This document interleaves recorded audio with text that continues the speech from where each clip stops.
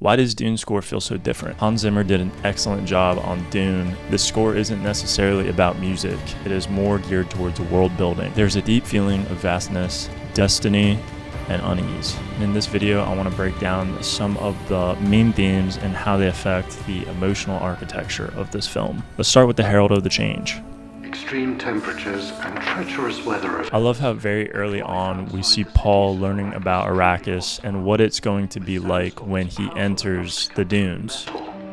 Only the native tribes known as we hear an Armenian duduk, 80 to 90% flute, 10% human voice. The remotest regions of Arrakis. I think this is the perfect instrument for Herald of the Change because Paul is learning about a spiritual and ancient place. And now that he starts to experience the desert, we see the transition from learning to now experiencing. But now it picks up with some movement and drums in the background. Leaving Caladan is one of my favorite visual montages in the film, expressing the emotional state of Paul and the Atreides people without needing to explain it.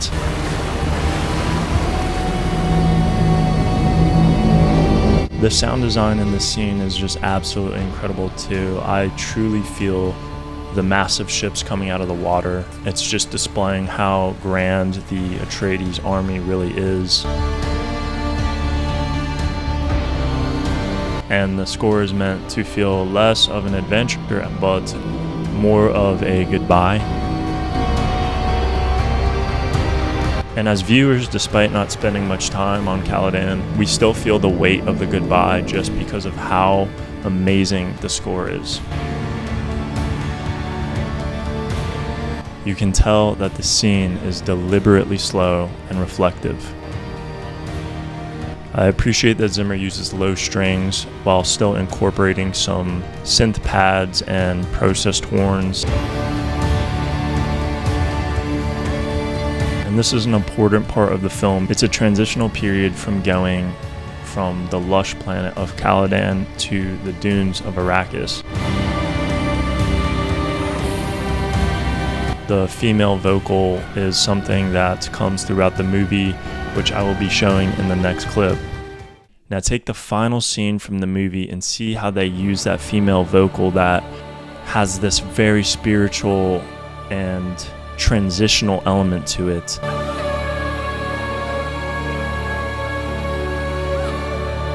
And now they apply it in a different manner where the movie is transitioning from Dune 1 to Dune 2 as opposed from Caladan to Arrakis.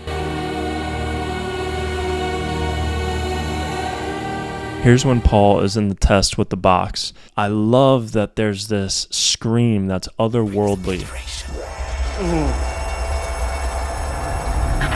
And of course this dark ominous horn that erupts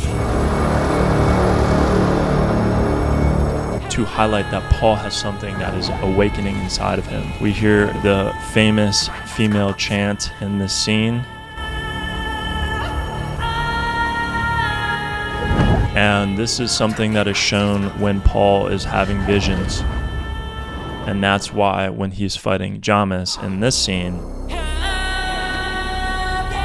hear the cue of the female chant, and we can associate that with that awakening, with the visions, with Paul. When we're introduced to the Emperor's army, this is not necessarily score, but I still wanted to include this in the video.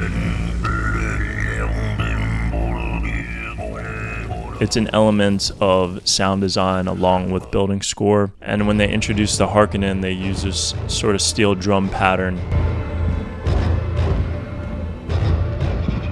It's that da-da-da. And what I love about the scene with the Hunter Seeker, they play that drum without the Harkonnen being on the screen to reflect that it is a Harkonnen plot.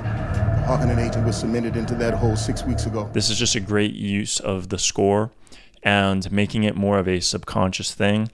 When we can hear that steel drum, we can associate it with the Harkonnen. And this scene of the Baron floating across the table, it is so subtly, deeply disturbing. And I love that as soon as he approaches Dr. Yu, we can hear that Harkonnen theme. When they introduced Duke Leto speaking for the first time, these swells of strings that is very warm.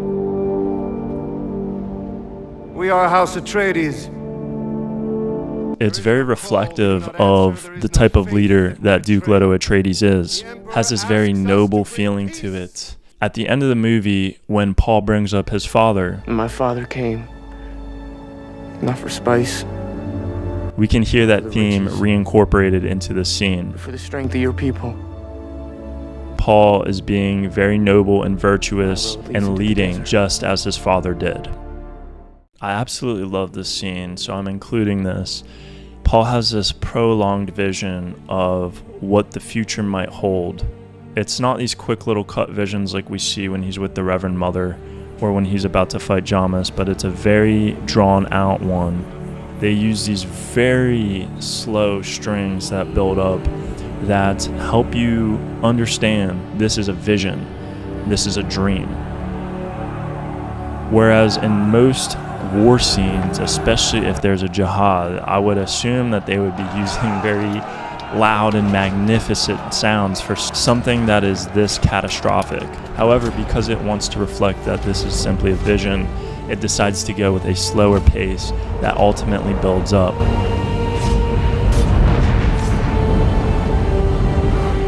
Here's when Paul is about to fight Jamis. The score has a very melancholy element to it. And I love when Jamis stands up, we hear the pitch of the horn just drop down.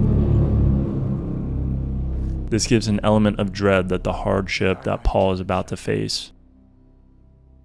So here we see Paul give tribute to Duncan with "May thy knife chip and shatter" with the body movement.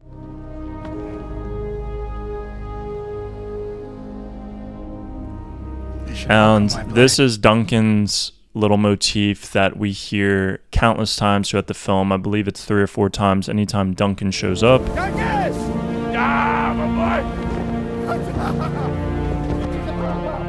So even though they're showing Paul in that scene, I love that they play Duncan's theme because Duncan is the one that trained Paul how to fight, so it's paying homage to his trainer. Interestingly, when Duncan sacrifices himself for Paul,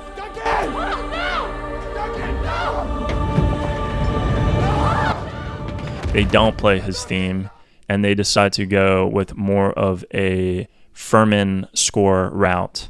We've been talking about how incredible this score is, but it's also very important to know when to not go with score. We see in the fight with Jamis as we resume here, as soon as the fight begins, the score gets cut out. This is important because it makes the viewer feel immersed into the action as opposed to just being an outside bystander.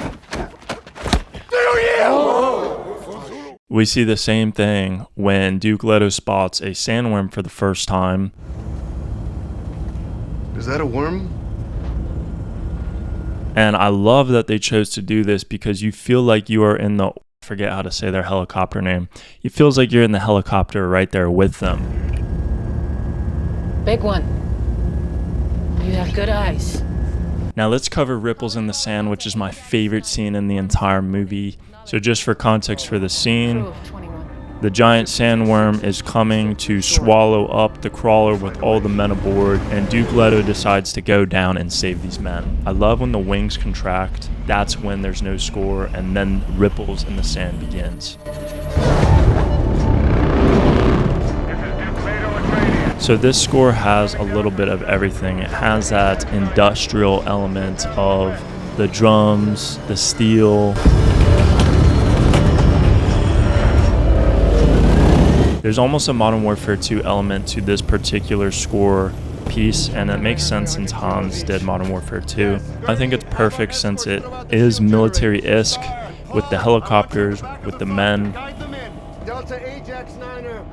And notice too how when we're seeing Paul doing something, the vocal is there. First when we're seeing the Atreides, the helicopters, the men, etc.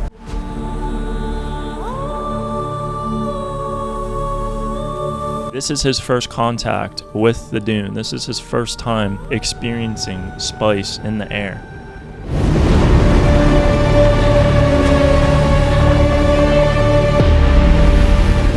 here Paul gets swept into a sandstorm of spice, and I love that the music just cuts out.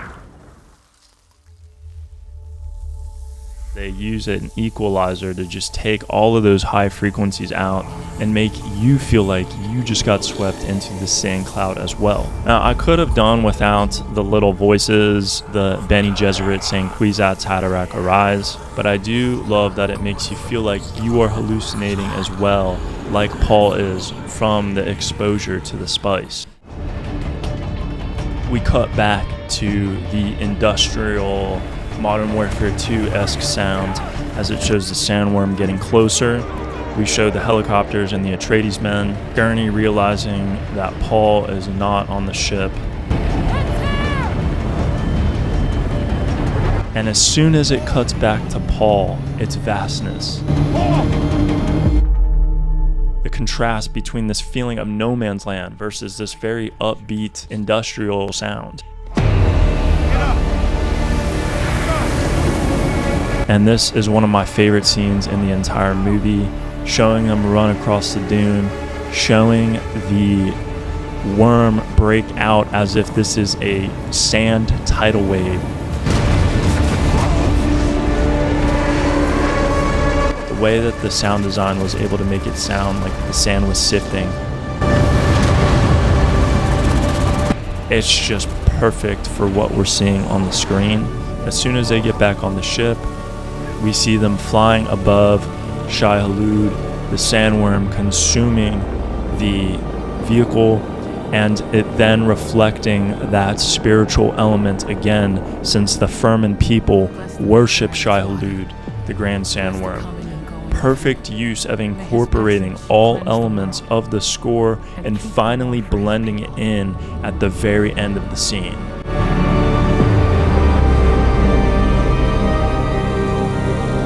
So that's going to wrap up today's video. Dune is a legendary score, and I'm very harsh on most scores. As an audio engineer, I have a very hard time feeling like a lot of things work, but with Dune, it is truly a perfect score. I felt this was a great time to release this video since Dune 3's second trailer just came out, and we are all highly anticipating Dune 3 later this year.